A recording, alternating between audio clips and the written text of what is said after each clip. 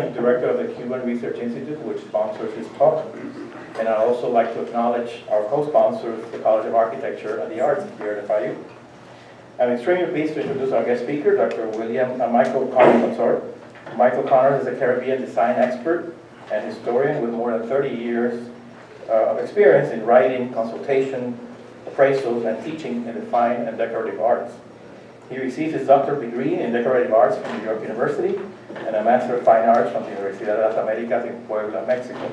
His doctoral dissertation focused on 18th and 19th century furniture in the Danish Virgin Islands. In 1987, Dr. Connors established his own company, Michael Connors International, which specializes in Caribbean colonial fine arts. He has been a senior member of the American Society of Appraisers, as well as a key resource to dealers, designers, private collectors, and museums interested in colonial, West Indian, European, and American furniture. For many years, Dr. Connors was an adjunct professor of arts at New York University, taught courses at the Metropolitan Museum of Art, and also owned a private gallery in New York City. He has written 10 books, including tonight's, the one he's going to be talking tonight, Havana Modern, 20th-Century Architecture and Interior, The Splendor of Cuba, 450 Years of Architecture and Interiors, published in 2011, and Caribbean Houses, History, Style, and Architecture, published in 2009. All three of these books were published by the prestigious Press Rizzoli. His next book, I understand, is tentatively titled St. Thomas, St. Croix, and St. John, or Virgin Islands, European and African Heritage. Dr. Connors is also a frequent contributor to prominent trade journals such as the magazine Antiques, Art and Antiques and Fine Arts magazine, and Furniture History, the Journal of the Furniture History Society. A native of New York City, he resides in St. Croix in the Virgin Islands since the early 1970s. So please welcome Dr. Michael Connors.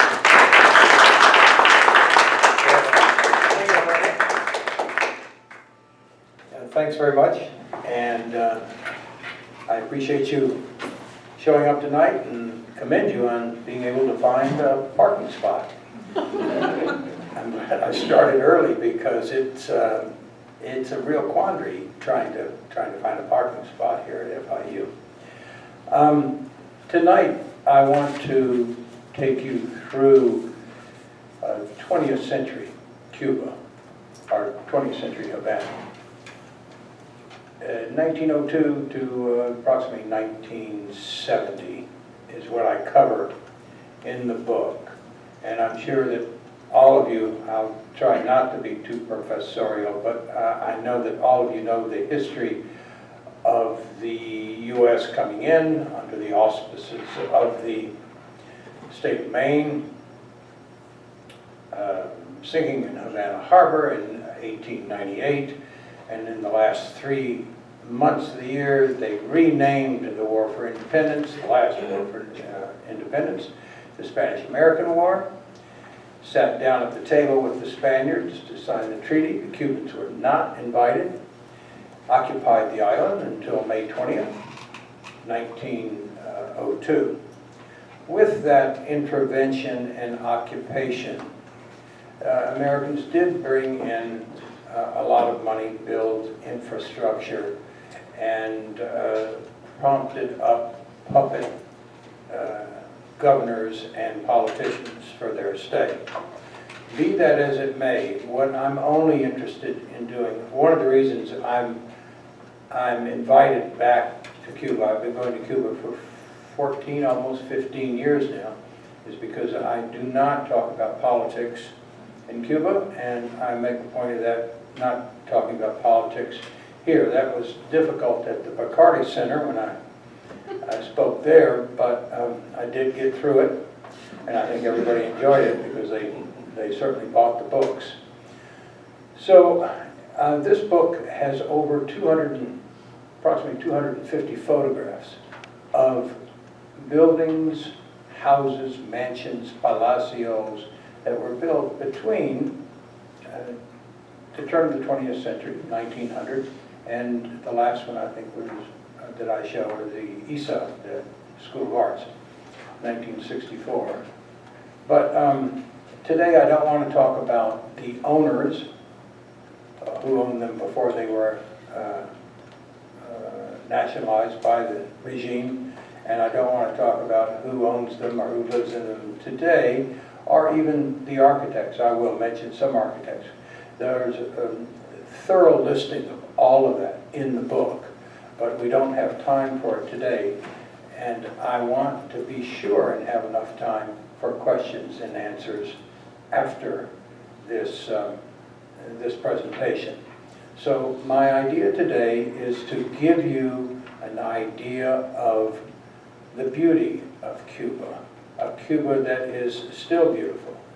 Many photographers have gone down to Cuba, famous photographers, very good photographers, great photographers. Robert Palladori, Michael Eastman, Andrew Moore teaches photography at Yale. All of these photographers have visited Cuba and taken photographs. But the photographs are all the same. Not literally the same, but they're dilapidated buildings, children with no shoes, laundry in the courtyard, and of course that is Cuba. You all know that that's part of Cuba, but they miss the beauty that's there also. And believe me, the reason I keep going back to Cuba is, one of the reasons actually, is because of the beauty that is there. So that's what I try and bring forward in my books, is that there is beauty. It has to be sought out many times. You have to insist on getting in buildings when you're told no to take some of these photographs. So that's what I'd like to bring you today. And I'm wondering if, I know that this is being videoed, but I'd like to turn the lights down a little bit if that's possible, because I want these... It's all or nothing, that's the problem. You have no choice, it's all or nothing. Yeah. Well, I don't care about being videoed. I know that you want it, but I'd rather the folks see the images. Okay. No problem. I'll repeat this sometime for the video camera, but this, of course, I'm sure is familiar with many of you folks. This is the second floor, one of the second floor private rooms in the Palacio de Capitanes Generales, and it was built in 1791. And the reason I show it to you, it's not within our time period here, but this is the old way of living. In old Havana, the inner courtyard, large palacios. This was the house of the Spanish governor, of the island governor, for some time up until during colonial times. But the reason I show this to you is the openness of it. There was no air conditioning, of course, in these days. All the way up until 1902, it was lived in, and the doors were kept open, the windows were kept open, and that inner courtyard facilitated airflow. You'll see later on, even in the 1950s, that this configuration of architecture is still prevalent throughout Havana. I show you this house to give you an idea of the hundreds and literally thousands of Mozart styled houses that were built in Havana and throughout Cuba during this period of between 1890 and as late as 1930. This style, the Mozart style, for those of you that are architectural aficionados, a faculty or students, know that it started at the Mozart School in Paris, but the U.S. was the biggest proponent of this style, the Mozart style. And it was based on Spanish, French, Renaissance type of architecture, a revival of the classical architecture, but you'd see everything thrown in. You'd look at a building and you'd see a little Baroque there, you'd see some French Renaissance, you'd see some neoclassicism, so those arcs tried to cover it all. Now this house is particularly interesting because the woman in the house, and the reason I show it to you and is relevant to this book, is that she stayed in the house. The builder of the house was her father-in-law, and Josie stayed in this house when, in 1959, 1960, when so many houses were expropriated and people left the island. She chose to stay. She's there today. She's in her 90s, and she's one of the most gracious and wonderful, sharp as a tack people. So we spent quite a bit of time in this house and I'm only going to show you one, but to give you an idea of the interior and how well she's kept it, nothing has changed since 1926. And at this point, you'll see also the Cuban furniture. This is not period furniture, this is second period. The colonial furniture was popular and being made in the 1920s also. So this is sweet Tinea mahogany furniture made in Cuba by Cuban craftsmen in the 1920s. But if you look closely, you'll say, oh my God, there's the walls are falling down, the paint is peeling. And of course, that's the case. She tries her hardest to keep things up, and you'll see that the dozen or so photographs that we have in the book of each room, particularly the dining room, is amazing. But she's done a great job. And that's an exception to the rule, because most of the people left these Mozart Style houses, and they've been turned into, as you know, protocol houses or different offices and things like that. During this first decade, and even the second decade of the 20th century, there was an immigration of Spaniards. If you've read Hugh Thomas's book, you'll get a quote of over 250,000 Spaniards in one decade. And then over the 2 decades, from 1902 to about 1925, the ranged in numbers of 500,000 Spaniards. These Spaniards came from different provinces in the country, and each province had their own country club or society center. This was one, of course, and I love the grand staircase in here. I think it's the finest, certainly the finest in Cuba, and possibly the finest in all Latin America. And again, what I'm showing you is the Beaux-Arts. You look at it and you see the classicism of the Palladian classicism. You see the Baroque curvilinear undulating line. You see Rococo, acanthus leaf elements. So it's all there. And that window, that beautiful stained glass window, is about as big as from here to the escalators to the library here. It's huge. Depicting Columbus discovering America. So there's a great deal of wealth with these different societies and immigrants from the different provinces of Spain.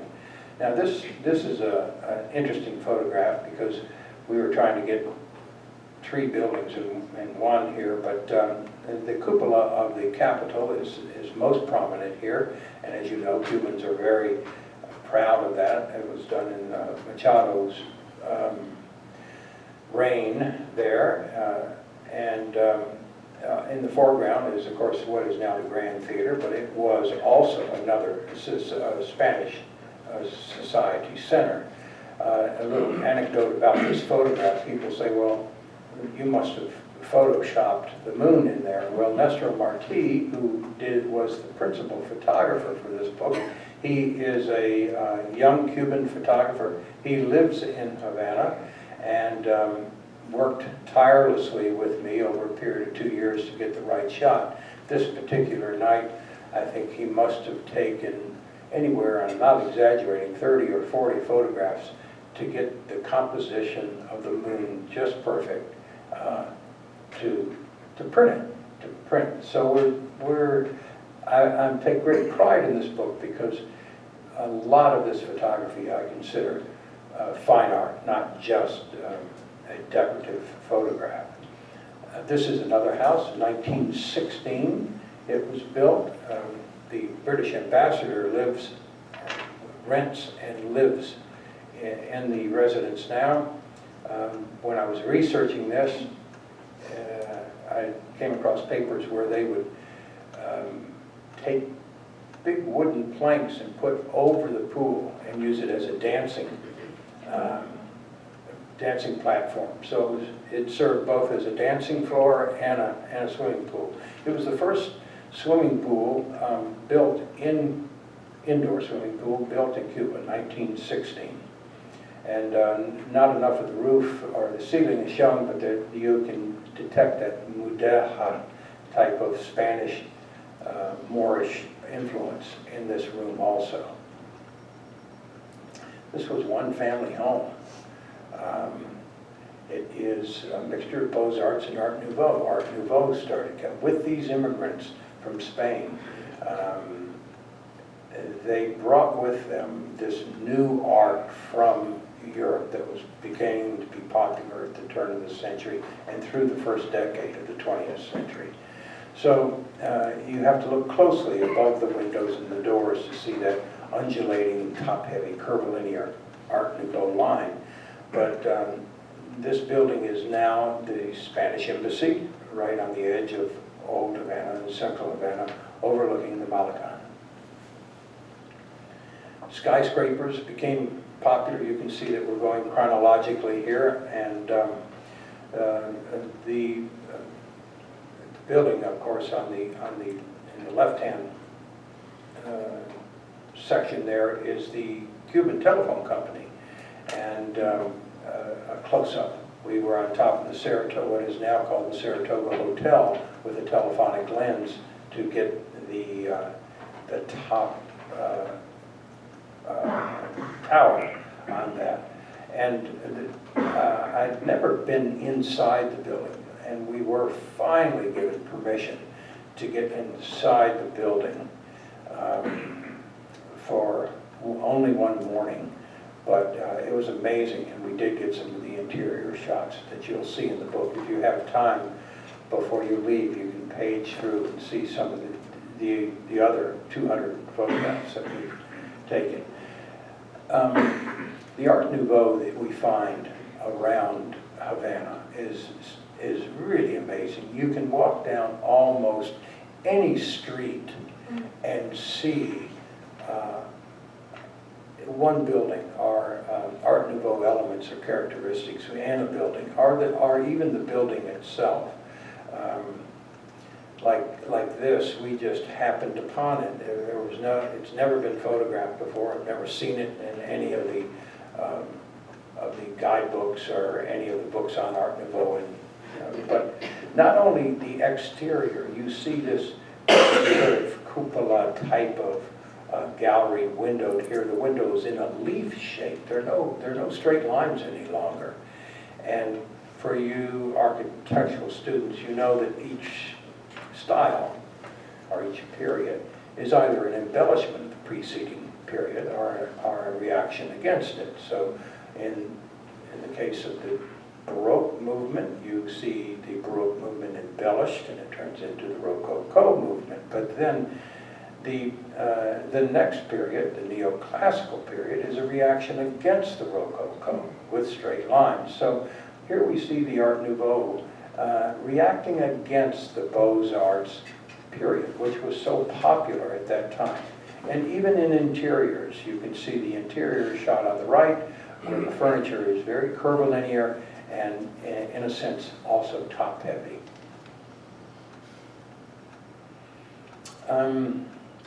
There are a number of very well-recognized houses, and I've also included them in the book. But for this presentation, especially to you folks here who are familiar with the books on Cuba and the different photographs of these very famous houses, like the Decorative Arts House, the Napoleon Museum, the Fundación House. I didn't want to imitate ourselves with that. So there are so many Art Deco modest homes like this one that you see on the right. Again, a little anecdote about the photograph. They said, well, you must have photoshopped the car in there. No, but we must have waited. Nestor wanted to do this.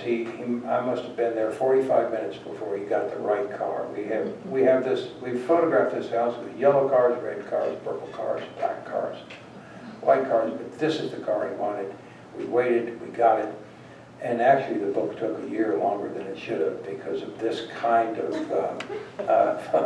meticulous, shall we say, indulgence in photography. The shot on the left I just show you of to emphasize the wealth that was going on during this time. We know that the sugar, because of World War I and all the sugar beet fields in Europe were devastated, that the price of sugar was exorbitant in Cuba, and the wealth that it brought. For instance, this man, this floor that I show you, it is a tiled floor where the gentleman who built the house brought sand from the Nile River in Egypt to use in the grout stucco of his house. There are of course more pictures of that particular house in the book too. The Hotel Nationale. Unfortunately, I've only had to stay there once. It was built in '29, opened on New Year's Eve, 1930. Lawrence White, the son of Stanford White, actually, was the architect of the hotel, and it is more southern Florida, and it looks like the Breakers in a way, if you've ever visited it. But if you look closely at the parapet, at the very top, there's some very distinct Art Deco elements there that are a transition of this style that was going on. There was a lot of regionalism going on too. I mean, at this point, Havana was, as far as architectural styles, it was an encyclopedia of styles at the time. This is the interior of the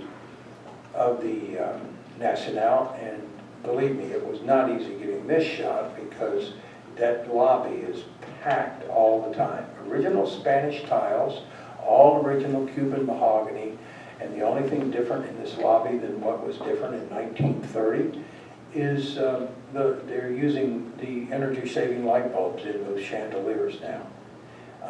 We took this shot about 4:30, 5 o'clock in the morning so that there wouldn't be any folks in the lobby. My favorite Art Deco building, of course, is the Bacardi Building, and it was the headquarters for the Bacardi rum empire. And if you look closely at it, then we were able to go inside and visit the Mezzanine Floor, which was a very private bar that the Bacardi family used, and with their friends. The Maxfield Parrish terracotta polychrome panels are interesting. The fact that the bat, the Bacardi family took the bat, which was a Cuban symbol of good luck, to use as their logo, and it still stands at the top. The building's in pristine condition, and this is one of the shots from the interior of it. I put the photographer on the floor. He pointed the camera towards the mirrored wall and was able to get not just the opposite wall and the reflection of the mirror, but also the ceiling. And all of those chandeliers are original. Truly amazing. It was reinforced concrete during this modern period. The 1940s started being imported, and rebar steel so enabled this church to be built, the Church of St. Rita in Verdado, and it is an amazing feat.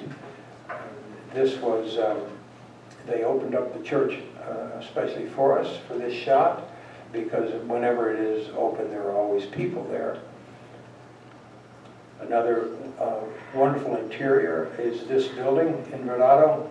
You notice this is the lobby, and if you go closer into it, you see this nickel-plated panel of El Tempo, or the time, depicting 3 airplanes moving fast, a figure running, and what was a clock above there. The hands are missing now, but on either side is the steps on the left and an elevator door on the right.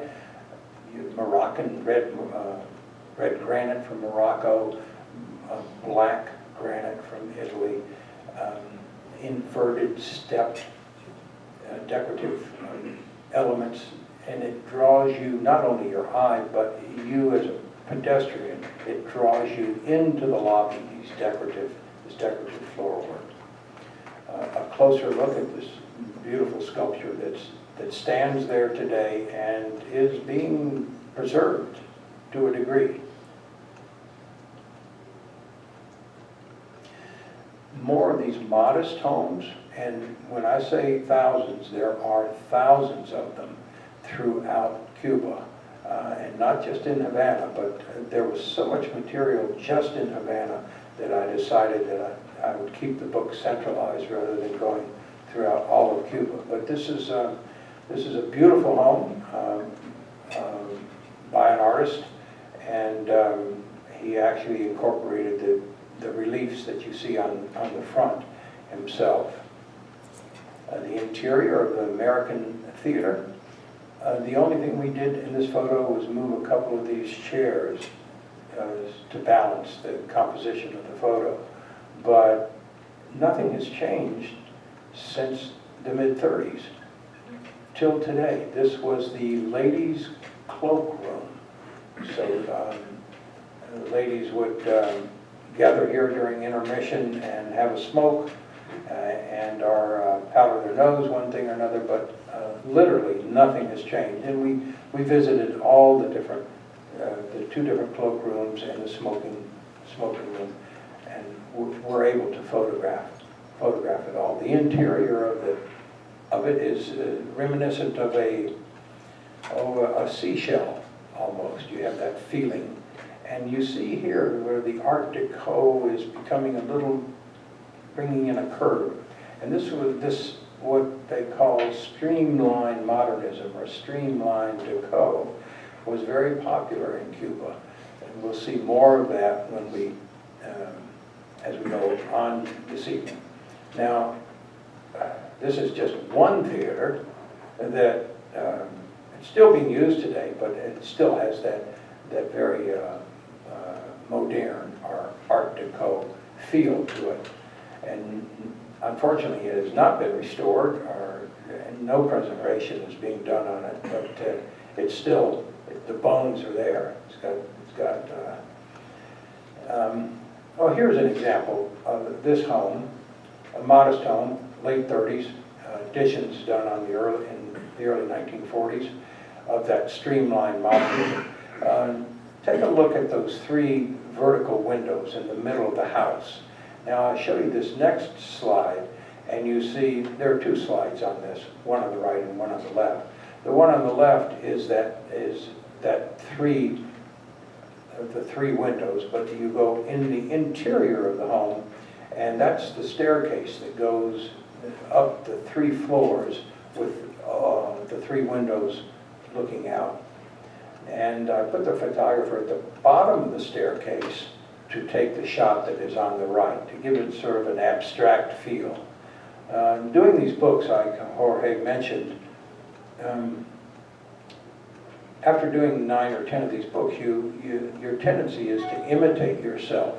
So what I've tried to do with this book is to give an abstractness to the photographs that would look different, and apparently it's been successful because people like what they're seeing.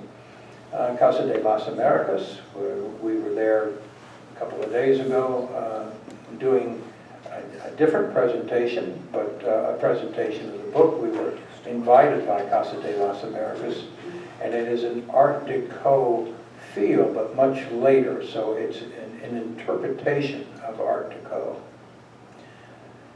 Here we have the Faustus Theater on the Prada. I'm sure you're all familiar with that. Still open, performances still going on, and we were able to enjoy one of them on a Saturday night, but the interior is also fascinating. The exterior has just been restored. An apartment building built in the 40s, early 40s, overlooking the Malecon, and the architect wanted to give the idea of waves, of ocean waves, since the building was overlooking And he was successful in doing that. Again, more of these modest homes, and this streamlined modernism starts turning into what was labeled as the international style.